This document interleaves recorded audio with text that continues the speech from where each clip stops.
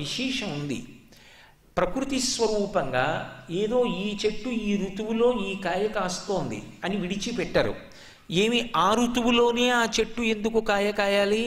వసంత ఋతువులోనే మామిడి చెట్టు ఎందుకు కాయ కాయాలి? సంవత్సరాది ప్రారంభంలోనే వేప చెట్టు ఎందుకు పువ్వు పుయ్యాలి? ఈ శరదృతువు వచ్చేటప్పటికే పెద్ద ఉసిరి ఎందుకు ఉసిరికాయ కాస్తుంది?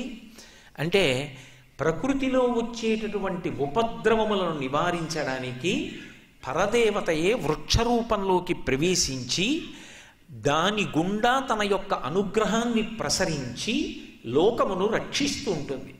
బాహ్యంలో చెట్టుని చూడరు. ఆ కాలమునందు చెట్టు యొక్క ఫలస్వరూపంగా లోకాన్ని రక్ష చేసేటటువంటి ఆ శక్తి వెనక భగవత్ తత్వాన్ని చూడడం సనాతన ధర్మానికి ఉన్న గొప్పతనం. ఎందుకంటే ఉసిరి చెట్టుని అక్కడే పెట్టి పక్కన కుంకుడి చెట్టు విత్తనం పెడితే కుంకుడి చెట్టు కుంకుడుకాయే కాస్తుంది, ఉసిరి చెట్టు ఉసిరికాయే కాస్తుంది. ఉసిరి చెట్టు ఉసిరికాయే కాసేటట్టుగా నేను నిర్ణయించలేదు. ఆ భూమి సారంతోటే అది ఉసిరికాయ కాసేటట్టు, శరదృతువులోనే అది కాసేటట్టు నేను నిర్ణయించలేదు. అది భగవంతుని యొక్క నిర్ణయం. ధాత్రి అని పిలుస్తారు. ఆ ఉసిరి పేదవారి పాలిట అమృతభాండము అని దానికి ఒక పేరు.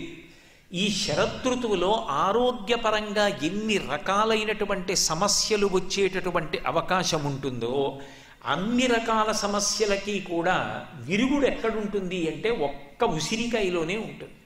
అందుకే ఇప్పటికీ ఆ పెద్దలు ఒక మాట అంటూ ఉంటారు, భర్తని రక్షించుకోవాలనేటటువంటి లక్షణం కలిగినటువంటి ప్రాజ్ఞురాలైన భార్య కార్తీక మాసం అంతా ఆదివారాలు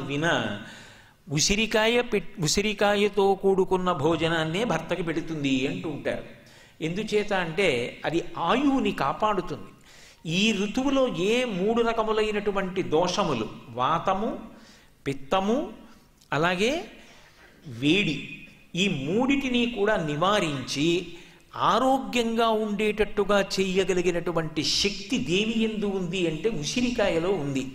వృద్ధాప్యం వచ్చిన తరువాత నియమబద్ధంగా ఉసిరికాయని సేవించి తాను యవ్వనంలో ఉన్న శక్తిని తిరిగి పొందగలిగాను అని చవన మహర్షి నిరూపించి చూపించాడు. అంత గొప్పది. అందుకే ఈ కాలమునందు మిగిలినటువంటి వృక్షములతో పాటుగా, అంటే మిగిలిన వృక్షములంటే నా ఉద్దేశంలో ప్రతిరోజు పూజలు అందుకునేది తులసి. అటువంటి తులసితో పాటుగా ప్రత్యేకమైనటువంటి పూజ కార్తీక మాసంలో దేనికి అంటే ధాత్రి పూజ. ఉసిరికి పూజ చేస్తారు. ఉసిరికి చేసేటటువంటి పూజ కూడా సామాన్యంగా ఉండదు. కార్తీక మాసంలో ఉసిరి చెట్టుకు చేయవలసినటువంటి పూజ యొక్క కల్పాన్ని ప్రత్యేకంగా ధర్మసింధు లాంటి గ్రంథాలు మనకి తెలియచేసాయి. ఉసిరి చెట్టు ఎక్కడ ఉంటుందో అక్కడికి వెళ్ళి ఆ ఉసిరి చెట్టు దగ్గర నిలబడి దాని యొక్క మొదట్లో ఇంత పసుపో కుంకుమో అక్షతలో సమర్పించి ఉసిరి చెట్టుని ప్రార్థన చేస్తూ కొన్ని మాటలు చెప్తారు. ఇక్కడ మీరు ఒక విషయం గమనించాలి. యజుర్వేదంలో కూడా రుద్రాధ్యాయంలో ఒక మాట అంటారు, నమో వృక్షేభ్యో హరికేశాయోపవీతినే పుష్టానాం పతయే నమో నమో అంటారు.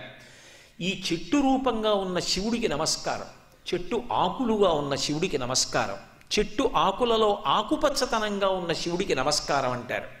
అలా ఈ ధాత్రి రూపంలో ఉన్నటువంటి ఈ ఉసిరి చెట్టు ఉందే, ఇది చెట్టు అని నేను అనుకోవట్లేదు.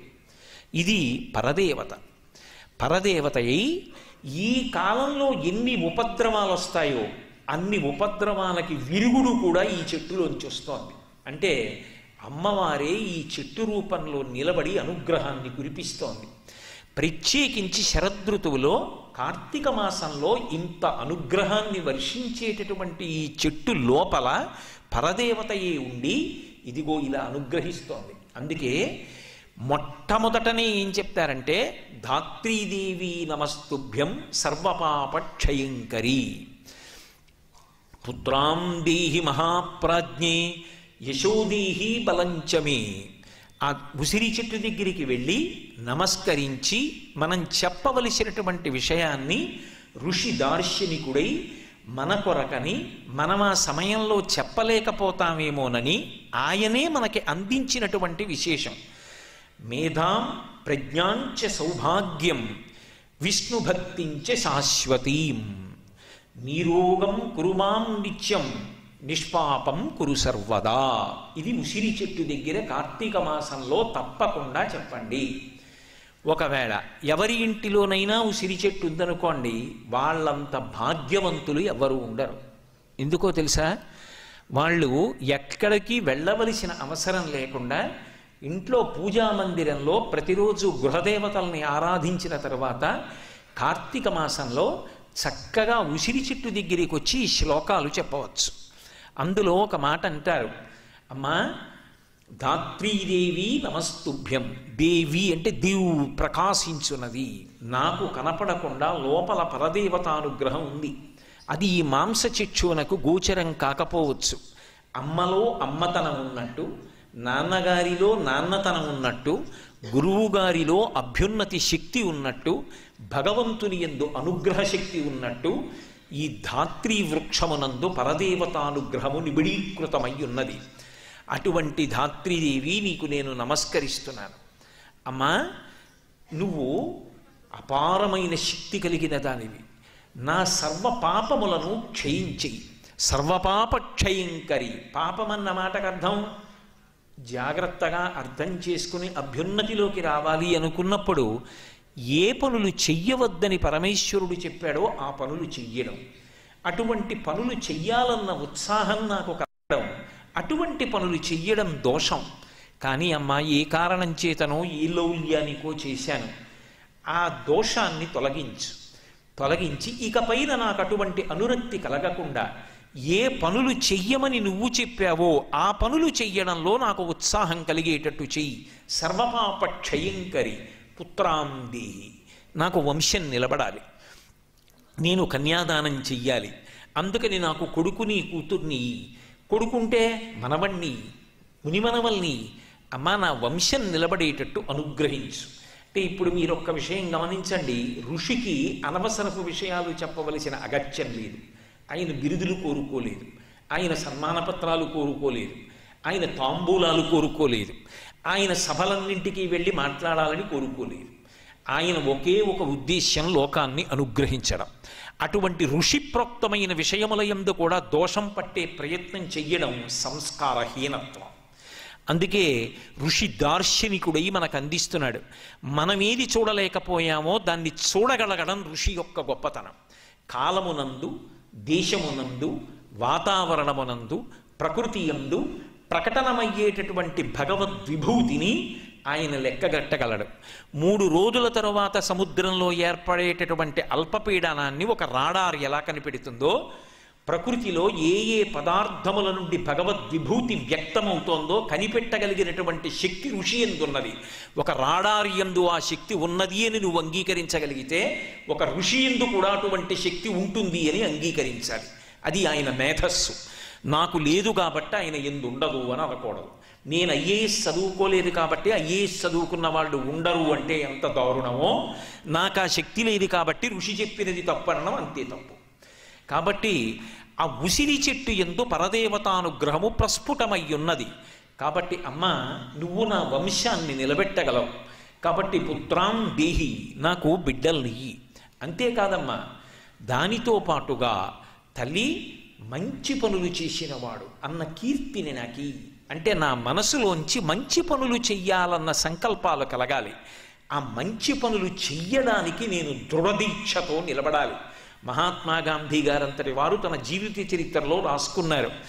అసలు జీవితంలో ఎక్కువ రాళ్ల దెబ్బలు ఎవరు తింటారు అంటే, మంచి పనులు చేద్దామని ఎవడు నడుం కట్టుకుంటాడో వాడికే ఎక్కువ రాళ్ల దెబ్బలు తగులుతాయి. చెడ్డ పనులు చేద్దామనుకున్నవాడు వాడి బతుకే అంతా అని వదిలేస్తారు. కానీ మంచి పనులు చేద్దామని నిలబడిన వాడు ఉంటాడే, వాడికే రాళ్ల దెబ్బలు ఉంటాయి. నేను నా జీవితంలో మంచి పని చేద్దామనుకున్న నాడు మొట్టమొదట జీవితంలో తెలుసుకున్న ప్రథమ సత్యం ఇదే అని రాసుకున్నారు గాంధీ గారు. కాబట్టి తల్లి, నాకు ఒక మంచి సంకల్పం కలగచ్చు, కానీ దాన్ని ఆచరణలోకి తీసుకొద్దామంటే ఎన్నో వ్యతిరేక శక్తులు బయలుదేరుతాయి. వాటి గురించి పట్టించుకోకుండా ముందుకెళ్ళడం మొదటి లక్షణం. పట్టించుకోకుండా ముందుకెళ్ళి మంచికి నిలబడగలిగినటువంటి ధృతి నిలబడి కీర్తివంతుడు కావడం నీ అనుగ్రహం చేత కలగాలి. లేకపోతే నాకెందుకు ఈ గొడవంతా అని వదిలిపెట్టేయచ్చు. అలా వదిలిపెట్టేయకుండా నిలబడగలిగినటువంటి ధృతిని నాకి, ఆ కీర్తిని నాకి, వాడిలా బ్రతకండి అని మా ఇంట్లో వాళ్ళు చెప్పుకోవాలి. అమ్మా నన్ను అటువంటి యశోవిరాజితుణ్ణి చెయ్యి. అంతేకాదు ప్రజ్ఞాం మేధాంచ సౌభాగ్యం, నాకు ప్రజ్ఞని, మేధస్సుని, సౌభాగ్యాన్ని, అన్నిటికన్నా అమ్మ నాకు విష్ణుభక్తించ శాశ్వతి, శాశ్వతమైనటువంటి విష్ణుభక్తిని నాకు అనుగ్రహించు. తల్లి నీరోగం కురుమాం నిత్యం, నా శరీరము రోగము లేకుండా ఉండేటట్టుగా చూడు. శరీరమునకు రోగం ఉండకూడదు, మనసుకి నిరుత్సాహం ఉండకూడదు. ఎంత ఆరోగ్యవంతమైన శరీరం కానివ్వండి, మంచి శ్రేష్టమైన ఆహారం తింటాను, ప్రతిరోజు 1 గంట సేపు వ్యాయామం చేస్తాను, ఆరోగ్యంతో ఉంటాను. ఏం చేస్తావు ఆ ఆరోగ్యవంతమైన శరీరంతో? ఏమీ చెయ్యను, ఇంట్లో కూర్చుంటాను, ఏవో అక్కర్లేని కబుర్లన్నీ మాట్లాడుతూ ఉంటాను. ఇప్పుడు ఆ శరీరం వల్ల ఎవరికి ఉపయోగం? సమాజానికి ఏమిటి ఉపయోగం? ఇంకొకడు ఉన్నాడు, శరీరం దేనికి సహకరించదు, కానీ ఆయన మనసుకి మాత్రం ఉత్సాహం ఉంది. అలా డేకుతోనో పాకుతోనో ఏదో ఒక మంచి పని చేస్తుంటాడు. మనసు జవంతో ఉండి ఉత్సాహంతో ఉండి శరీరం సహకరించకపోయినా తగినన్ని పనులు చేయలేడు. శరీరం మంచి ఆరోగ్యంగా ఉండి మనసు ఉత్సాహంతో సత్సంకల్పములతో లేకపోయినా సమాజములకు హితం ఉండదు. అందుకే మనసు ఉత్సాహంతో ఉండాలి, శరీరము ఆరోగ్యంతో ఉండాలి. అమ్మా ఇవి నువ్వు నాకు అనుగ్రహించు. ఎవరిని అడుగుతున్నారో? ఉసిరి చెట్టును అడుగుతున్నారు. ఉసిరి చెట్టును అడిగి 108 నామాలో సహస్రనామాలో సాధారణంగా దేవతలకి చెప్తారు. కానీ ఉసిరి చెట్టు దగ్గరికి వెళ్ళి నిలబడినప్పుడు కూర్చుని చెప్పాలని కూడా నియమం లేదు. 21 నామములు చెప్పాలి. ధాత్రీ నమః, కాంత్యై నమః, శాంత్యై నమః, మేధాయై నమః, కళ్యాణ్యై నమః, విష్ణుపత్న్యై నమః, మహాలక్ష్మ్యై నమః, ప్రకృత్యై నమః, కమలాయై నమః, రమాయై నమః, అబ్ధిసంభవాయై నమః, పద్మసంభవాయై నమః, సావిత్ర్యై నమః, గాయత్ర్యై నమః, విశ్వరూపాయై నమః, సుధృత్యై నమః. ఇటువంటివి 21 నామాలు ఉన్నాయి. ఆ 21 నామములు చెప్పి 8 ప్రదక్షిణములు చెయ్యాలి. ఒక ప్రదక్షిణం కాదు, 8 సార్లు ప్రదక్షిణం చెయ్యాలి. కార్తీక మాసం మొత్తం మీద ఒక్కసారైనా నువ్వు ఉసిరి చెట్టుకి 8 దీపములుంచు అన్నారు. ఏమిటి 8 దీపములు అంటే? 8 దిక్కుల యందు 8 దీపములు పెట్టాలి. 8 దీపముల మధ్యలో వెలుగుతూ ఉంటుంది ఆ ఉసిరి చెట్టు. అంటే అష్టదిక్పాలకుల చేత సేవింపబడుతున్నటువంటి పరదేవతా స్వరూపంగా నీవు నమస్కరిస్తే, అటువంటి సంస్కారము మన యందు నిలబడితే, ఆ ఋతువునందు ప్రకృతి శక్తి స్వరూపిణి అయినటువంటి ఆ తల్లియే అనుగ్రహించగలదు కనుక మనందరినీ కూడా కాపాడుతుందని 8 దిక్కులా 8 దీపములుంచి, దీపపు సమ్మె మీద కొద్దిగా పసుపో కుంకుమో అక్షతలో వేసి 8 దిక్కులా వెలుగుతున్నటువంటి దీపముల మధ్య ఉన్నటువంటి ఉసిరి చెట్టుకి నమస్కరిస్తారు. ఇది ధాత్రి పూజ అని ప్రత్యేకంగా కార్తీక మాసంలో అమ్మవారి యొక్క అనుగ్రహ విశేషం ద్వారా తమని తామును రక్షించుకోవడానికి చేస్తారు. అటువంటి పరమాత్మ అందములకు అందమైతే చారు తులసీదళదామ ఎలా అన్వయం అవుతుంది? చారు అంటే అందం, చాలా అందగించి ఉండడం. తులసిమాల వేసుకున్న కారణం చేత నువ్వు అందంగా ఉన్నావు, అది దాని అర్థం. తులసిమాల తీసేస్తే అందంగా ఉండడా అండి అని మీరు నన్ను అడిగారు అనుకోండి, అప్పుడు నేను ఏం చెప్పాలి? తులసిమాల తీసేసినా అందంగానే ఉంటాడండి. మరి తులసిమాల వేసుకుంటే అందంగా ఉంటాడని రామదాస్ గారు ఎందుకు చెప్పారు? దాని తాత్పర్యాన్ని ఆలోచించాలి. తులసికి ఒక లక్షణం ఉంది. తులసి లక్ష్మి యొక్క స్వరూపం. తులసి ఈ భూమి మీద పుట్టినటువంటిది మొట్టమొదట ఎక్కడి నుంచి పుట్టింది అంటే బీజము నుంచి వచ్చింది కాదు తులసి చెట్టు. తులసి చెట్టు గింజల్లోంచి రాలేదు. తులసి చెట్టు వృంద అనబడేటటువంటి మహాపతివ్రత యొక్క శరీరము దగ్ధమైనప్పుడు ఏర్పడినటువంటి బూదిలోంచి విత్తనాలు చేశారు బ్రహ్మగారి యొక్క అనుగ్రహం చేత. ఆ విత్తనములను చల్లితే అందులోంచి తులసి పుట్టింది. అందుకే అసలు తులసి కారణజన్మురాలు, లక్ష్మియే తులసిగా వచ్చింది. తులసికి ఒక్కదానికే ఒక లక్షణం ఉంది లోకంలో. తులసి సమస్త పాపములను హరిస్తుంది. ఎందుచేత హరిస్తుంది అంటే దాని గురించి పురాణంలో ఒక మాట ఉంది. యన్మూలే సర్వతీర్థాని యన్మధ్యే సర్వదేవతై యదశ్రీ సర్వవేదేషు తులసీత్వం నమామ్యహం అని. అది తులసి యొక్క గొప్పతనం. యన్మూలే సర్వతీర్థేషు, తీర్థములు అని ఉంటాయి లోకంలో. అసలు తీర్థయాత్రకి వెళ్ళామండి అంటారు. తీర్థయాత్ర అన్న మాటకు అర్థం ఏంటంటే, మీరు దేవాలయానికి వెళ్ళి ఒక దేవాలయంలో ఉండేటటువంటి మూర్తిని మీరు దర్శనం చేసి వచ్చారనుకోండి, మీకు ఎంత పుణ్యం పడింది అని అడిగితే చెప్పడం చాలా కష్టం. చాలా తక్కువ పుణ్యమే పడుతుంది, నన్ను నమ్మండి, యథార్థం చెప్తున్నా. అదేం పెద్ద పుణ్యమేం పడిపోదు.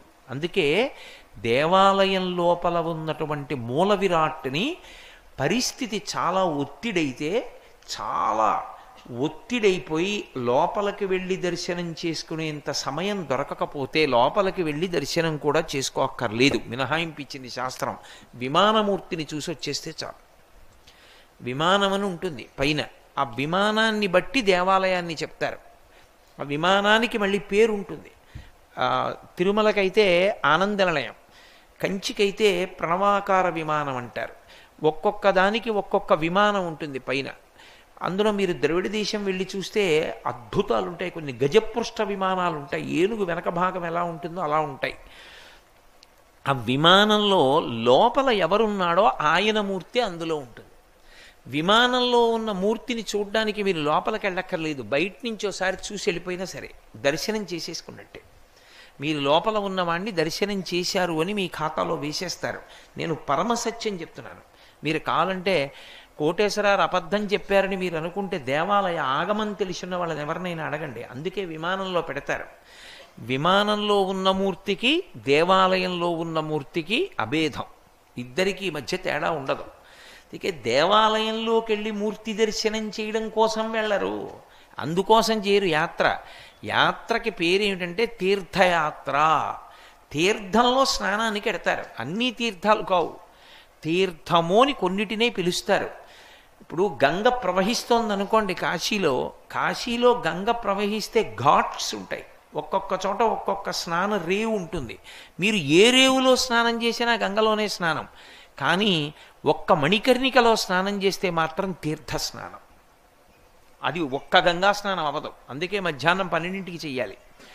తీర్థము అన్న మాటకు అర్థం ఏమిటంటే, అంగిరసాది మహర్షులు ఈ భూమి మీద యజ్ఞయాగాది క్రతువులు చాలా విశేషంగా చేసి వాళ్ళు ఉన్నత లోకాలకు వెళ్ళిపోతూ ఒక వరం ఇచ్చారు. ఎక్కడెక్కడ వాళ్ళు తీర్థములని నిర్ణయం చేశారో అక్కడక్కడ స్నానం చేసిన వాడికి యజ్ఞం చేసిన ఫలితం వస్తుంది. యజ్ఞం చేస్తే పేరు చివర సోమయాజీ అంటారు, తిక్కన సోమయాజీ అంటారు. తిక్కన సోమయాజీ పుట్టినప్పుడు పెట్టరు పేరు. ఎవరు యజ్ఞం చేస్తాడో ఆ యజ్ఞం చేసిన వ్యక్తిని సోమయాజీ అని పిలుస్తారు. తిక్కన సోమయాజీ అంటే ఆయన యజ్ఞం చేశాడు అని గుర్తు. ఒక యజ్ఞం చెయ్యడం అంటే అపారమైనటువంటి పుణ్యం. అదంత తేలిక విషయం కాదు. నిజంగా శాస్త్రంలో చెప్పినట్టుగా యజ్ఞం చెయ్యాలి అంటే కొన్ని లక్షల రూపాయలు ఖర్చు పెట్టాలి. అక్కడతో సరిపోదు, మీరు ఎంత జాగ్రత్తలో తీసుకోవలసి ఉంటుంది. యజ్ఞ దీక్షా స్వీకారం చెయ్యాలి. దీక్షా స్వీకారం చేసి ఎక్కడ యజ్ఞం జరుగుతోందో అక్కడే ఉండిపోవాలి. పక్కన శాల వేసుకొని అందులో ఉంటారు, ఇంటికి వెళ్ళకూడదు యజ్ఞం జరిగేటప్పుడు. దీక్ష అన్న మాట ఒక్క యజ్ఞానికే అన్వయం. ఇప్పుడు అందరూ దీక్ష దీక్ష అని అన్నిటికీ దీక్ష అంటున్నారు, కానీ వేదంలో దీక్ష అన్న మాట అన్నిటికీ అన్వయం అవ్వదు. దీక్ష అన్న మాట ఒక్క యజ్ఞానికే అన్వయం అవుతుంది. యజ్ఞ దీక్ష. మొన్న మీతో చెప్పాను కదా, మంగళ వాయిద్యాలతో వెడతాడు యజ్ఞశాలలోకి. మళ్ళీ ఎప్పుడు వెళ్ళాలి వెనక్కి అంటే అవబృధ స్నానం అని చేయిస్తారు. ప్రధాన కలశం ఉంటుంది. ఆ ప్రధాన కలశలో ఉన్నటువంటి నీళ్లని ఎవరు యజ్ఞం చేశారో ఆ దంపతుల్ని కూర్చోపెట్టి పోస్తారు. ఎవరు అవబృధ స్నానం చేశారో వాళ్ళు సభలోకి వస్తే 6 నెలల పాటు అటువంటి వాళ్ళు వచ్చినప్పుడు లేచి నించోవాలి. వాళ్ళ జుత్తు పట్టుకోకూడదు. అలా పట్టుకున్నందుకే కౌరవులు నశించిపోయారు. ద్రౌపదీదేవి జుత్తు పట్టుకున్నందుకు. రాజసూయాగంలో ఆవిడ అవబృధ స్నానం చేసింది. ఆ అవబృధ స్నానంతో సమానమై అంత గొప్ప స్నానం ఎప్పుడవుతుంది అంటే తీర్థమునందు గ్రుంకులిడినప్పుడు. తీర్థంలో స్నానం చేయాలి. తీర్థంలో స్నానానికి వెళ్ళారనుకోండి, మీ ఇష్టం వచ్చినట్టు స్నానం చేస్తే తీర్థస్నానం అవ్వదు. మళ్ళీ తీర్థస్నానం చేసేటప్పుడు కొన్ని నియమాలు పాటించాలి. ఆ నియమపాలన ఇప్పుడు ఒక యజ్ఞం చేయడం అంత కష్టం అండి. మీరు 3 నెలలు ఎక్కడో ఉండి చెయ్యాలి. దానికి మినహాయింపు ఒక తీర్థస్నానం. ఆ తీర్థస్నానానికి కూడా నియమం పాటించనంటే కుదరదు, పాటించి తీరవలసిందే. తీర్థస్నానానికి ప్రధానమైనటువంటి నియమం ఏమి అంటే పిప్పలాద మంత్రం చెప్పి స్నానం చెయ్యాలి. ఒకానొకప్పుడు దధీచి అని ఒక మహర్షి ఉండేవారు. ఆ దధీచి మహర్షి దేవతల యొక్క ఆయుధములన్నీ కూడా ఆయన లోపలికి పుచ్చేసుకున్నాడు. ఒకప్పుడు పుచ్చేసుకుంటే జీర్ణమైపోయి ఆయన ఎముకల్లోకి వెళ్ళిపోయి ఎముకలుగా మారిపోయి వాళ్ళకి మళ్ళీ ఆయుధాలు కావలసి వచ్చాయి.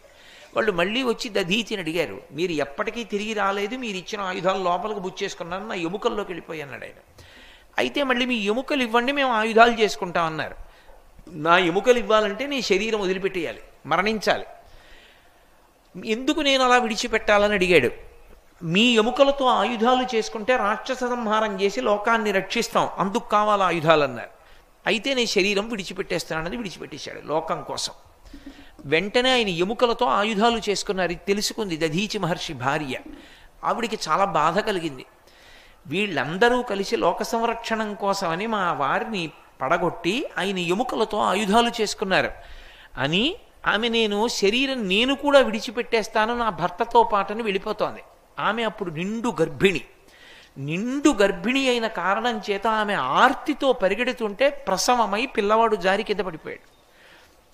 ఆవిడ వెళ్ళి శరీరం వదిలేసింది. ఈ పిల్లవాడు ఒక రావి చెట్టు కింద పడ్డాడు ఆవిడ పరిగెడుతున్నప్పుడు. పిప్పల వృక్షము అంటే రావి చెట్టు. రావి చెట్టు తన కొమ్మల చేత ఆచ్ఛాదించి కాపాడింది ఆయన్ని. పిప్పలాదుడు అని పేరు వచ్చింది ఆయనకి. ఆయన పెద్దవాడై గొప్ప తపస్సు చేసి మా తండ్రి యొక్క ఎముకల కోసం దేవతలు వచ్చి అడిగితే మా నాన్నగారు శరీరం వదిలిపెట్టారు కనుక, మా నాన్నగారు పడిపోవడానికి కారణం దేవతలు కనుక సమస్త దేవతల్ని చంపేస్తానన్నాడు అని పరమశివుడి గురించి తపస్సు చేశాడు. పరమశివుడు ప్రత్యక్షం అయ్యాడు. తపస్సు చేస్తే ప్రత్యక్షం అవుతారు, ఇచ్చేస్తారంతే కోరికలు, ఎవరి ధర్మం వాళ్ళది. నాకు ఒక కృత్య కావాలని అడిగాడు ఆయన. కృత్య అంటే భయంకర రూపంలో ఉండే స్త్రీ. ఒక కృత్య కావాలని అడిగాడు. ఎందుకని అడిగాడు శివుడు. దేవతలందరినీ సంహరించాలన్నాడు. ఎందుకు సంహరిస్తావన్నాడు. మా తండ్రి ఎముకలు దేవతలు తీసుకున్నారు, అందుకే చంపేస్తానన్నాడు. అయితే సరే తపస్సు చేసే ఇస్తున్నాను అని కృత్యని సృష్టించి ఇచ్చాడు. ఆ కృత్యని పిప్పలాదుడు దేవతల మీద ప్రయోగిస్తున్నాడు. ఇక దేవతలు తప్పుకోలేరు, దేవతలైనా మరణించవలసిందే. వాళ్ళు పరిగెత్తుకుంటూ శివుడి దగ్గరికి వెళ్ళారు. అయ్యా, మేము లోకాన్ని కాపాడడం కోసం తీసుకున్నాం ఆ ఆస్తులు, అందుకు త్యాగం చేశాడు దధీచి. కొడుకు అర్థం చేసుకోలేదు. అర్థం చేసుకోకుండా మమ్మల్ని చంపడానికి కృత్యని ప్రయోగిస్తున్నాడు. మీరు ఆయన తపస్సుకు మెచ్చి కృత్యనిచ్చారు, ఇప్పుడు ప్రమాదం కదా, మీరే కాపాడాలన్నారు. శివుడు మళ్ళీ పిప్పలాదుడి దగ్గరికి వచ్చాడు. మీ తండ్రి సమ్మతితో లోకం కోసమని తనంత తాను ఆస్తులిచ్చాడు. నువ్విప్పుడు దేవతల్ని చంపితే మీ నాన్న బాధపడడా? తప్పు చేయట్లేదా? కాబట్టి తప్పు అటువంటి పని చేయకన్నాడు. మీరు చెప్పారు కాబట్టి మానేస్తానన్నాడు. కృత్యంది ఆయనేమో కృత్యని సృష్టించమన్నాడు, మీరు సృష్టించారు. ఇప్పుడు నాకు పిచ్చి ఆకలి వేస్తోంది. ఇప్పుడు కాదు, నాకు ప్రతిరోజు ఆకలిస్తుంది. మరి నా ఆకలి వేసినప్పుడు ఎవరిని తినమంటారు చెప్పండి అని అడిగింది. పరమశివుడు అన్నాడు, నువ్వు తీర్థముల యందుండు, నదుల యందుండు, తటాకముల యందుండు, సరోవరములందుండు ఉండి ఎవరు స్నానం చేసి పుణ్యం పొందడానికి వస్తారో వాళ్ళ పుణ్యాన్ని తినేస్తుండు. అంటే మరి లోకంలో పుణ్యం ఎలా వస్తుంది? ఓ నదీ స్నానానికి ఎడతామండి, కాశీ గంగలో స్నానం చేస్తాం. మీరు స్నానం చేసి బయటికి రాగానే మీ పుణ్యం తినేస్తుంది కృత్య. ఎందుకంటే అది నీళ్లలో ఉంటుంది, అది పుణ్యం తింటూ ఉంటుంది. మరి పుణ్యం ఎలా మాకు మిగలాలి అని అడిగారు. అప్పుడు పరమశివుడు ఒక నిర్ణయం చేశాడు. అది తటాకమైతే, అంటే ఇప్పుడు ఏదో వెంకటాచలం వెళ్ళి స్వామి పుష్కరిణిలో స్నానం చేస్తున్నారు అనుకోండి, అటువంటి పుష్కరిణి అంటే 4 ఒడ్లుండి చెరువులా ఉన్నటువంటి దాంట్లో స్నానం చేస్తే, స్నానం చేసే ముందు నీటిలో దిగి కొద్దిగా మన్ను తీసి పైకెక్కి గట్టు మీద పడేయాలి. పడేసి ఒక మంత్రం చెప్పాలి, ఒక శ్లోకం. పిప్పలాదాత్ సముత్పన్నే కృత్యే లోకభయంకరి అని.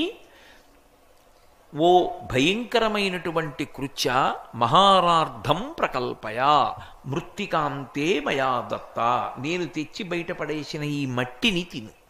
తిని కడుపు నింపుకో, తప్ప నా పుణ్యం తినకు అని చెప్పాలి. చెప్తే అది ఆ మట్టి తింటుంది, తిని ఊరుకుంటుంది. నది దగ్గరికి వెళ్ళారనుకోండి, లోపలి మట్టి పైకి తేకూడదు, అది పరమేశ్వర నిర్ణయం. బయట మట్టి నదిలో వెయ్యాలి. సముద్రం దగ్గరికి వెళ్ళారనుకోండి, మహాసంకల్పం చెప్పి బయట మట్టి లోపల వేసి స్నానం చేయాలి. లేదా సముద్రం దగ్గర అయితే సముద్రం లోపల మట్టిని పైకి తెచ్చినా దోషం రాదు. ఇలా చేసి శ్లోకం చెప్పి తరువాత సంకల్పం చెప్పి స్నానం చేయాలి. ఎవరు అలా స్నానం చేస్తారో వాళ్ళు యజ్ఞం చేశారు అని వాళ్ళ ఖాతాలో వేస్తారు. అందుకే మీరు ఇప్పుడు పోయాయి ఆ నియమాలన్నీ. తీర్థయాత్ర చేసి ఎవరైనా వచ్చారనుకోండి, వాళ్ళ కాళ్ళకి నమస్కారం పెడతారు వెంటనే. రైల్వే స్టేషన్లోనూ బస్ స్టాండ్లోనే పెట్టేస్తారు. ఎందుకు పెడతారో తెలుసా? వాడు యజ్ఞం చేసి అవబృధ స్నానం చేసి వస్తున్నాడు, ఆయన కాళ్ళకి దండం పెడితే పుణ్యం వస్తుంది, అందుకు పెడతారు. తీర్థమునకు పుణ్యమునకు తేజస్సుకి సారం ఎక్కడికెడుతుంది అంటే పాదముల అడుక్కెడుతుంది. పాదాలు ముట్టుకోకూడదు. ముట్టుకోకుండా వారి ముందున్నటువంటి భూమిని ముట్టుకుని నమస్కారం చేయాలి. పాదాలు ముట్టుకుని ఇప్పుడు నమస్కారం పెట్టకూడదు. పెడితే అవతలవాడు పరమశక్తివంతుడు అనుకోండి, మీ పుణ్యాన్ని లాగుతాడు. అందుకని ఎప్పుడూ ముట్టుకోకూడదు పాదాలు. నేను నమస్కారం గురించి మీతో ఒకసారి ఉపన్యాసం చెప్పాను కూడా ఇక్కడ. కాబట్టి దూరం నుంచి భూమిని ముట్టుకుని నమస్కారం చేయాలి. తీర్థయాత్ర అంతేకాని దేవతా దర్శనాల కోసం యాత్రలు చెయ్యరు. కాశీ వెళ్ళి మీరు విశ్వనాథుడికి నమస్కారం పెట్టి గంగా స్నానం చేయకుండా వచ్చారనుకోండి, పరమ దురదృష్టవంతుడని గుర్తు. విశ్వనాథ దర్శనం ఎంత గొప్పదో గంగా స్నానం కోటి రెట్లు గొప్పది. గంగ స్నానం చేసి విశ్వనాథుడి దగ్గరికి వెడతారు. విశ్వనాథుడు లోపల లింగం చూడకపోయినా పైన దేవాలయంలో ఉన్న విమానాన్ని చూసొచ్చేసినా సరే, గోడ చూసొచ్చినా సరే, 8వ వంతు చూసినట్టు తీర్థం మీకు దొరకదు. అందుకే యాత్రకి లక్షణం తీర్థయాత్ర. అక్కడ తీర్థం ఉన్నదా దానికోసం పెడతారు. తీర్థమునందు స్నానం చేయకుండా రాకూడదు. నేను మొన్న వెంకటాచలం వెళ్ళాను.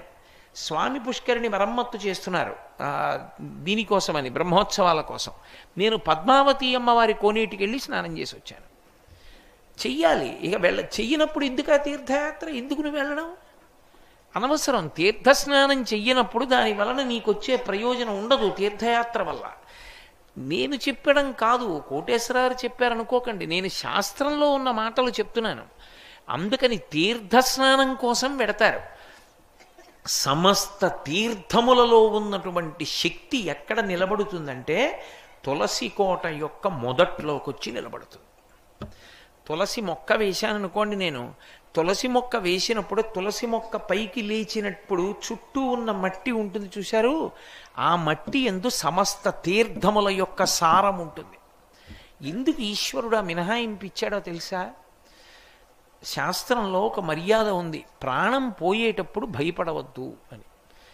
వెళ్ళిపోవాలి, తప్పదు, శరీరం విడిచిపెట్టాలి. ప్రాణం లేచిపోతున్నాయి, ప్రాణాలు, శరీరం పడిపోతోందని అనుమానం వస్తే చడి చప్పుడు లేకుండా వెళ్ళి తులసి కోట దగ్గర కూర్చోమని చెప్పింది. తులసి కోట దగ్గర కూర్చుని తులసి కోట మొదట్లో ఉన్నటువంటి మన్ను నల్లపూసంత చేసుకుని ముందు నోట్లో వేసేసుకోవాలి. అలా వేసుకుంటే ఏమవుతుందంటే ఆ క్షణం వరకు చేసిన పాపములు నశించిపోతాయి. తీర్థస్నానం అయిపోయింది. ఈ బ్రహ్మాండములలో ఉన్న సమస్త తీర్థముల యందు గురుంకులిడ్డాడు. ఇప్పుడు తులసి కోటను ఒకసారి ముట్టుకుంటాడు ఇలా చెట్టుని. ఎందుకో తెలుసా? యన్మూలే సర్వతీర్థాని యన్మధ్యే సర్వదేవతై. 33 కోట్ల మంది దేవతలు తులసి చెట్టు కొమ్మల మధ్యలో సూక్ష్మ రూపాలలో ఉంటారు. అందుకని తులసి చెట్టు మధ్యలో ఇలా చెయ్యి వేస్తే, అన్ని వేళలా వెయ్యమని కాదు నా ఉద్దేశ్యం, ఇలా చెయ్యి వేస్తే ప్రాణోత్క్రమణ సమయమునందు చెయ్యి వేస్తే 33 కోట్ల మంది దేవతల్ని స్పృశించాడు అని ఇస్తారు ఫలితం. అలాగే యదశ్రీ సర్వవేదేషు, తులసి చెట్టు దగ్గరికి వెళ్ళి మీరు తల వంచి ఇలా నమస్కరించారనుకోండి, వేదమాతకి నమస్కరించినట్టు. వేదమాత తులసి చుట్టూ ఉండేటటువంటి ఆవరణంగా గాలిగా ఉంటుంది. కాబట్టి తులసీ త్వం నమామ్యహం, అటువంటి ఓ తులసి నీకు నమస్కరించుచున్నాను. తులసి లక్ష్మీదేవి యొక్క మారు రూపు. కదులుతూ లక్ష్మీదేవిని చూడాలి అంటే తులసి చెట్టునే చూడాలి. అందుకే తులసికి ఉండే లక్షణం ఏమిటంటే అలక్ష్మీ స్వరూపాన్ని లోపలికి రానివ్వదు. అలక్ష్మి అంటే లక్ష్మిని బయటికి వెళ్ళిపోయేటట్టుగా చేస్తాయి. లక్ష్మిని బయటికి వెళ్ళిపోయేటట్టుగా చేసేవేవి? ప్రధానంగా ఏవి చేస్తాయంటే ఉగ్రభూతములు చేస్తాయి. భూత ప్రేత పిశాచాదులు ఉంటాయి చూశారు, అవి చేస్తాయి. అవి మా ఇంట్లోకి ఎందుకు వస్తాయండి అని మీరు అనుకుంటున్నారేమో. అందరిళ్లలోకి వస్తాయి. నేను చెప్పట్లేదు, శాస్త్రం చెప్పింది. అది లేకపోతే మరి పూజ మొదలు పెట్టగానే ఉత్తిష్టంతు భూత పిశాచాహ అని ఎందుకంటున్నారు? ఉత్తిష్టంతు అంటే లేచిపోండి, భూత పిశాచాహ ఓ భూత పిశాచములారా లేచిపోండి అని చెప్తున్నారా లేదా పూజలో? అక్కడ లేకపోతే లేచిపోండి అని ఎలా చెప్తారు? సుబ్బారావు ఇక్కడ ఉంటే కదా నేను సుబ్బారావు మీరు ఇక్కడ లేచి ఇక్కడ కూర్చోండి అన్నాం. సుబ్బారావు అక్కడ లేకపోతే నేను ఎవరిని అంటాను? అలా ఆయన ఉన్నారు కాబట్టి అన్నాను. పూజామందిరంలో భూత పిశాచాలు లేకపోతే ఎందుకన్నారా మంత్రం? ఎందుకు వస్తాయో తెలుసా? అవి యజమాని వృద్ధిలోకి రాకూడదని వస్తాయి. యజమాని వృద్ధిలోకి రాకుండా అవి ఎలా చేస్తాయో తెలుసా? సూర్యోదయాత్ పూర్వం నిర్మాల్యం అవి తీసేస్తాయి మానసికంగా. మీరు నిన్న పూజ చేసిన పువ్వుల్ని సూర్యోదయం తర్వాత భగవంతుడి పాదాల మీద ఉండకూడదు. అందుకని ధర్మపత్ని భార్య ఎందుకుంటుందో తెలుసా? భర్త ఏ కారణం చేతనైనా తెల్లవారకట్ట పూజామందిరంలోకి వెళ్ళలేదనుకోండి, కొన్నాళ్ళు వెళ్ళాడు ఆయన, పాపం తెల్లారకట్ట వెళ్ళి చేసేవాడు. ఆయన కర్మ, ఏ షుగరో వచ్చింది, వెళ్ళాలి వాకింగ్కి తప్పదు, లేకపోతే ఆరోగ్యం నిలబడదు. ఇప్పుడు ఆయన వెళ్ళొచ్చి స్నానం చేసే లోపల సూర్యోదయం అవుతుంది. సూర్యోదయం అవడానికి ముందు వెళ్ళొచ్చి స్నానం చేసి వచ్చి ఎలా వెళ్తాడు? అంత కటిక చీకట్లో కుక్కల మీద పడిపోయి వాళ్ళ రైపోను. అప్పుడు ఎవరు చేస్తారంటే ధర్మపత్ని చేస్తుంది. ఆవిడ స్నానం చేసి నిర్మాల్యం తీసేస్తుంది. అలక్ష్మిని వచ్చేట్టు చేస్తాయి ఉగ్రభూతాలు. అవి రాకుండా ఒకవేళ ధర్మపత్ని కూడా సూర్యోదయానికి ముందర లేచి తీయలేకపోయిందనుకోండి, వాటిని ఇంట్లోకి రాకుండా ఆపగలిగింది ఎవరో తెలుసా? తులసి కోట ఒక్కటే. తులసి కోట ఉందనుకోండి రావు. ఇక తులసి కనపడిందా వెళ్ళిపోతాయి అవి. తులసి లక్ష్మీస్వరూపిణి. అందుకే తులసి ఉన్న ఇంట్లోకి ప్రవేశించవు. కాబట్టే పూర్వం ఎప్పుడైనా సరే రాజద్వారం దగ్గర నిలబడితే లోపల ముందు తులసి కోట కనపడేటట్టుగా పెట్టేవారు. తలుపు ఇలా తీశారనుకోండి, వాటి దృష్టి ఎదురుగుండా ఉన్న వాటి దృష్టి తులసి కోట మీద పడుతుంది. అంత పెద్ద తులసి కోట ఉండేది లోపల. ఆ తులసి కోట కానీ ఎదురుగుండా ఉందనుకోండి, మీరు లోపలికి రావాలంటే ముందు తులసి కోట చూస్తే తప్ప ఇంకోటి కనపడదనుకోండి. లోపలికి వచ్చే ముందు ఉగ్రభూత ప్రవేశం ఉండదు. ఆ ఇంట శక్తి నిలబడుతుంది. కారణం ఏమంటే ఆ తులసికి ఉండేటటువంటి శక్తి అటువంటిది. కాబట్టి ఆ తులసి గురించి చెప్తూ ఒక మాట అంటారు. ఆమె కళ్యాణి అని ఆవిడికి పేరు. కళ్యాణి అంటే సమస్త శుభములనిస్తుంది తులసి చెట్టు. అలాగే సమస్త భద్రములనిస్తుంది తులసి చెట్టు. అందుకే ఇప్పటికీ ప్రాణోత్క్రమణం అయిపోతోంది, ఆయనంతా ఆయన తులసి కోట దగ్గరికి వెళ్ళకపోతే కనీసం తులసి నీళ్లు పొయ్యండి అని తులసి నీళ్లు పోస్తారు. ఇంకొక నీళ్లు పొయ్యరు, తులసి నీళ్లు పోస్తారు. అలా మట్టి తినడానికి అధికారం ఉన్నది, పత్రం తినడానికి అధికారం ఉన్నవి రెండే. ఒకటి తులసి, రెండు మారేడు. అసలు నేను సరిగ్గా క్రమంలో చెప్పాలంటే ముందు మారేడు, వెనక తులసి. అంత గొప్పది తులసి చెట్టు. తులసి ఆరోగ్యానికి కూడా అంత అవసరం. పూర్వం ఇంట్లో ఇప్పుడు తులసి ఎందుకు ఉంచుకునేవారంటే, పైనుంచి వాంతి కానీ కింద నుంచి అతిసారం కానీ జరిగితే ఆపగలిగినది తులసి చెట్టు ఒకటే. వెంటనే తులసి వేసేవారు. చెవి సంబంధమైన ఏదైనా వస్తే తులసి రసం పోసి ఇంద్రియాన్ని కాపాడతారు. ఎందుకంటే చెవి ప్రధానం. చెవియే జ్ఞానమునకు కారణం. ఇప్పుడు ఇక్కడ మీరు కూర్చుని ఏదైనా నా దగ్గర తెలుసుకోవాలి అంటే చెవి ప్రధానం. ఈ చెవిని రక్షించుకోవడానికి తులసి రసం పోస్తారు. ఏదైనా నొప్పో ఏదో వస్తే తులసి రసం పోస్తే చెవిని కాపాడుతుంది తులసి. అంత గొప్పది ఆయుర్వేదంలో. అందుకే తులసి చెట్లు ఉన్న చోట మీరు సాధారణంగా చూడండి, దాన్ని గొంగళి పురుగులు ఇటువంటివి ఆవహించవు. పైగా దానికి నిలవదోషం లేని పువ్వు. యథార్థంగా చెప్పాలంటే మీరు ఇవాళ సాయంకాలం తెచ్చిన పువ్వు రేపు పొద్దున్న పూజ చేయకూడదు. సూర్యోదయానికి వికసించిన పువ్వు తీసుకొచ్చి పూజ చేయాలి. చైతన్య కుసుమ ప్రియా అని పేరు. అలా చేయాలి తప్ప ఇవాళ రాత్రి పువ్వులు కొని రేపు పొద్దున్న పూజ చేస్తానండి అంటే ఆ పూజని పూజగా స్వీకరించారు దేవతలు. ఏదో తప్పక పట్టణాల్లో ఉన్నామండి, కొద్దిగా నీళ్లు జల్లుతాం, అందుకే తద్దోష నివారణార్థం కాసిన నీళ్లు జల్లి పూజ చేస్తాం. ఇప్పుడు నా ఇంట్లో పూల మొక్కలు తెమ్మంటే ఇప్పుడు నన్ను పువ్వులు పూజ చేయమంటే ఎక్కడ చేయను, అలా లేకపోతే అక్షతలు చేయమని చెప్పింది శాస్త్రం. కానీ దానికి బదులుగా ఏదో కాసి నీళ్లు జల్లి ఆ పువ్వులు పూజ చేయడం. తులసికి ఒక లక్షణం ఉంది. అయితే తులసి ఎప్పుడు పడితే అప్పుడు కొయ్యకూడదు. కొన్ని కొన్ని తిథులు ఉన్నాయి, ఆ తిథుల్లో తులసి చెట్టును ముట్టుకోకూడదు, పత్రి కొయ్యకూడదు. ఆ తులసి తెచ్చి ఇంట్లో ఉంచుకుంటే మీరు కొన్నాళ్ల పాటు పూజ చేయొచ్చు. అందుకే సాధారణంగా ప్రయాణంలో ఉన్నప్పుడు ఏం చేస్తారంటే ఇంత తులసి ఇన్ని మారేడు దళాలు పెట్టిలో పెట్టుకుంటారు. పూజ పెట్టని ఒకటి ఉంటుంది. ఎవరికైనా అలవాటు ఉంటేను, బట్టలు తప్ప అవన్నీ ఎందుకండి మాకు అనుకునే వాళ్ళకి అవన్నీ ఎందుకు, కాసిన మారేడు దళాలు కలిసిన తులసి పెట్టుకుని తాను ఎక్కడున్నా దీంతో పూజ చేస్తాడు. వాటికి నిలవ దోషం లేదు. మారేడుకు మరీ ఎక్కువ, అవి ఎండిపోయినా చేయొచ్చు. కాబట్టి ఇన్ని శక్తులు ఉన్నది. అందుకే నమస్తులసి కళ్యాణి, నమో విష్ణు ప్రియే శుభే, నమో మోక్ష ప్రదే దేవి, నమః సంపత్ ప్రదాయకే. ఈ శ్లోకం చెప్పి నీళ్లు పొయ్యాలి తులసి కోటలో. ఎందుకు పోస్తారు అంటే తులసి ఒక్క దాంట్లో తులసి కోటలో నీళ్లు పోశారండి అంటారు ఇళ్లల్లో. చూడండి, అలా అనడానికి కారణం ఏమిటో తెలుసా? అనేకమైనటువంటి చెట్లు ఏడుస్తాయి ఒక ఇల్లు కట్టుకుంటే. మనం ఎందుకు ఏడుస్తాయంటే చెట్లకి ప్రాణం ఉంటుంది. ఆ ప్రాణం కూడా వాటికి ఎలా ఉంటుందంటే అది తొందరగా వ్యానం విడిచిపెట్టదు, దాన్ని అది పట్టుకుంటుంది చెట్టుని. అందుకే పెద్ద పెద్ద చెట్లని కొడితే పూజ చేయకపోతే అక్కడ ప్రమాదాలు జరుగుతూ ఉంటాయి. ఆ చెట్టుని పడగొట్టి కోసి తెచ్చి చిత్రియ పట్టి మనం తలుపులు కిటికీలు పెడతాం, అవి ఏడుస్తాయి. నన్ను ఇలా తీసుకొచ్చి పెట్టాడు, పచ్చగా చెట్టుగా ఉండేదాన్ని నరికి తెచ్చాడని. అవి పడుతున్న బాధ పోవాలంటే వాస్తుహోమం చేసి గృహప్రవేశం చేస్తారు. రామాయణంలో రాముడే చెప్తాడు, దీర్ఘాయుష్మంతుడు కావాలి, ఇంట్లో ఉన్న యజమాని సంతోషంగా ఉండాలి అంటే తప్పకుండా వాస్తుహోమం చెయ్యాలి అని చెప్తాడు లక్ష్మణస్వామితోటి. కాబట్టి ఆ చెట్లకి ఇన్ని చెట్లు నరికి తెచ్చి ఇంట్లో కిటికీలు తలుపులు పెట్టుకున్నటువంటి దోషం విరిగిపోవాలంటే కొన్ని చెట్లు పెంచి నీళ్లు పొయ్యాలి. అన్ని చెట్లు పెంచడానికి నీకు ఇల్లు లేకపోతే తులసి కోటలో ఇన్ని నీళ్లు పోస్తే చాలు. ఇన్ని నీళ్లు పోస్తే అన్ని చెట్లు నరికిన పాపం పోతుంది, ఈ చెట్లు సంతోషిస్తాయి.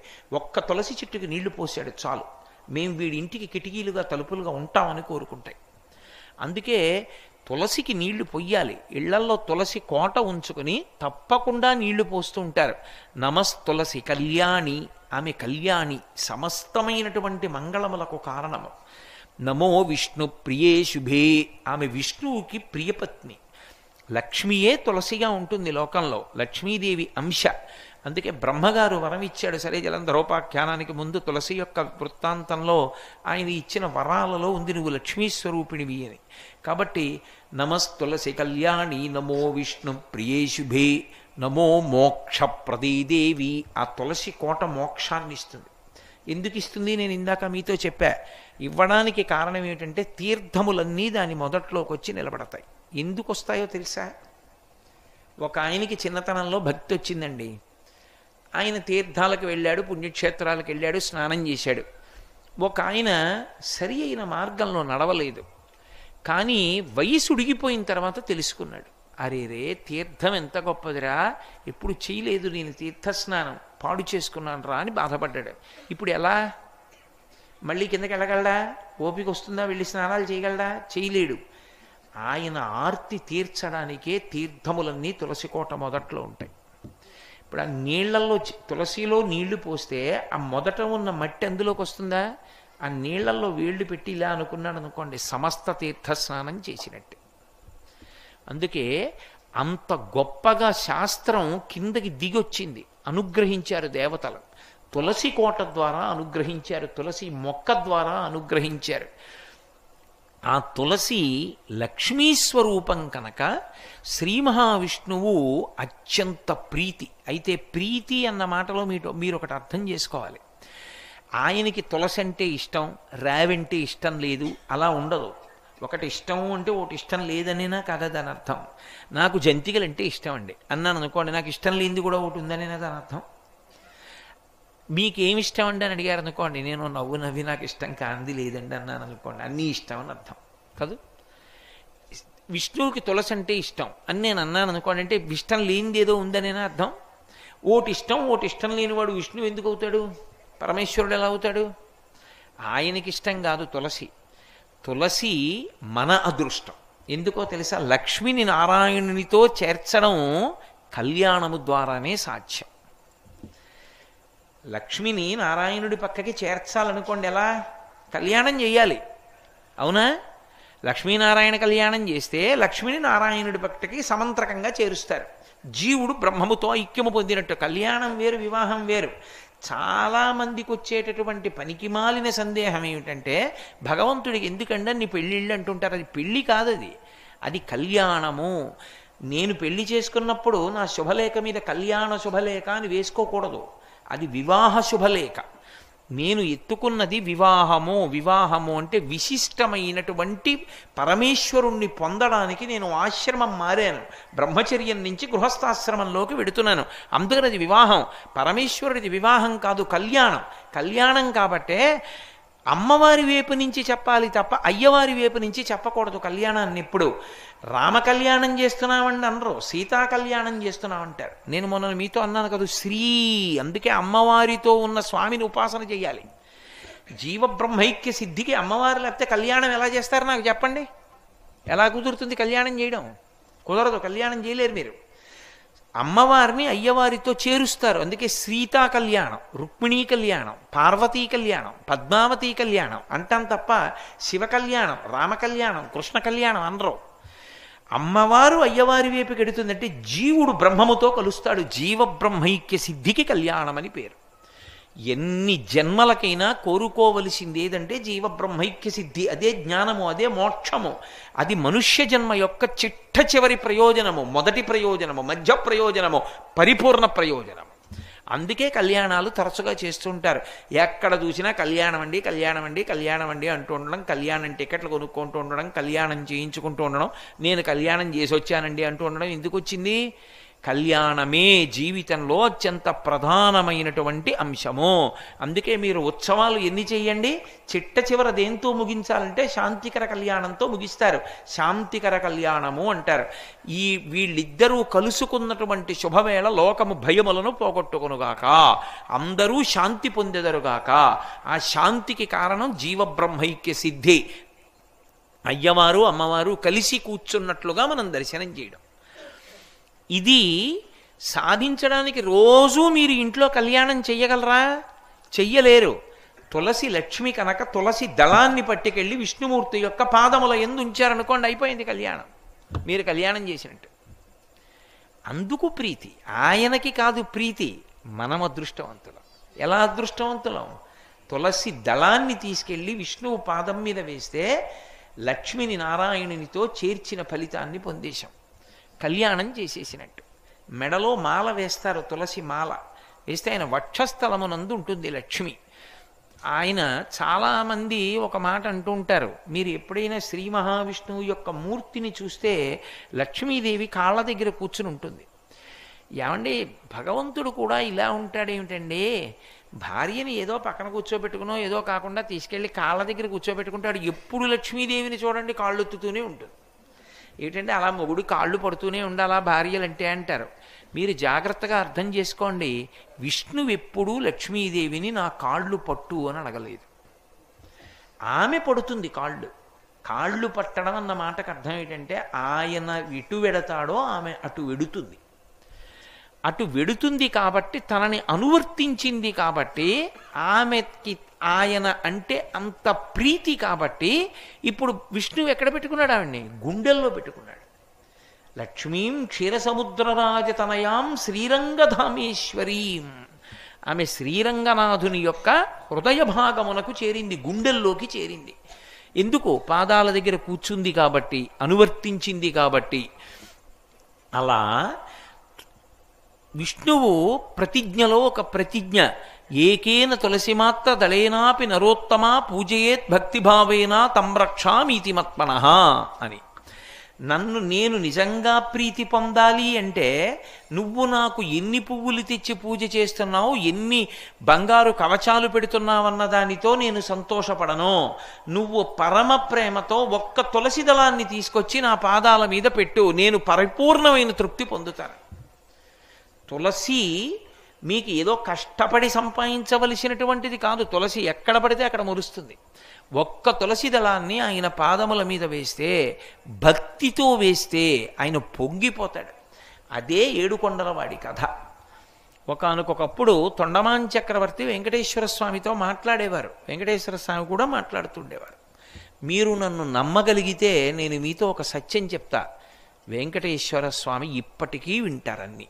అన్నీ తెలుసు ఆయనకి, అన్నీ తెలుసు. ఎవరిని కొండ మీదకి రానివ్వాలో తెలిసి, ఎవరిని రానివ్వకూడదో తెలుసు. ఎవరు తనకి పరమభక్తుడో తెలుసు, ఎవరు భక్తుడు కాడో తెలుసు. నేను మీకు ఇంకా సత్యం చెప్పాలంటే, ఆయనకి అభిషేకం చేసి స్నానం చేశాక ఇప్పటికీ చెమట పడుతుంది. ఆ చెమట తుడుస్తారు బట్టతోటి. ఆ తుడిచిన బట్ట వాసన చూస్తే సువాసనలు వస్తాయి. మొన్ననే నేను వెంకటాచలం వెళ్ళినప్పుడు ఆయన ఒళ్ళు తుడిచిన బట్ట కళ్ళజోడు తీసేయమని నా కళ్ళ మీద పెట్టారు. పెడితే నాకు గంటన్నర సేపు చల్లతనం వదలలేదు కళ్ళని పట్టుకుని. అంత సువాసనలు వస్తుంది. దివ్యమూర్తి. ఇప్పటికీ ఆరాధన చేసే పెద్దలను అడగండి, వెంకటేశ్వర స్వామి వారిని ముట్టుకున్నప్పుడు పసిపిల్లవాడి శరీరం ముట్టుకున్నంత మెత్తగా తగులుతూ ఉంటుంది అని చెప్తారు. అది విగ్రహం కాదు. నకృతం దైవసంఘైశ్చ నకృతం విశ్వకర్మణ స్వేచ్ఛయా క్రీడతే తత్ర ఇచ్ఛారూపం విరాజిత. మహానుభావుడైన ఆయన మాట్లాడాడు చాలా కాలం. తొండమాన్ చక్రవర్తితో మాట్లాడేవాడు. ఒకప్పుడు తొండమాన్ చక్రవర్తి వచ్చి అహంకారం ప్రదర్శించాడు. నేను రోజు బంగారు తులసి దళాలతో పూజ చేస్తానన్నాడు. మరునాడు వెళ్ళాడు. వెళ్ళేటప్పటికి ఆయన కాళ్ళ మీద బంగారు తులసి దళాలు లేవు, పక్కకి వెళ్ళిపోయి మట్టి తులసి దళాలు ఉన్నాయి.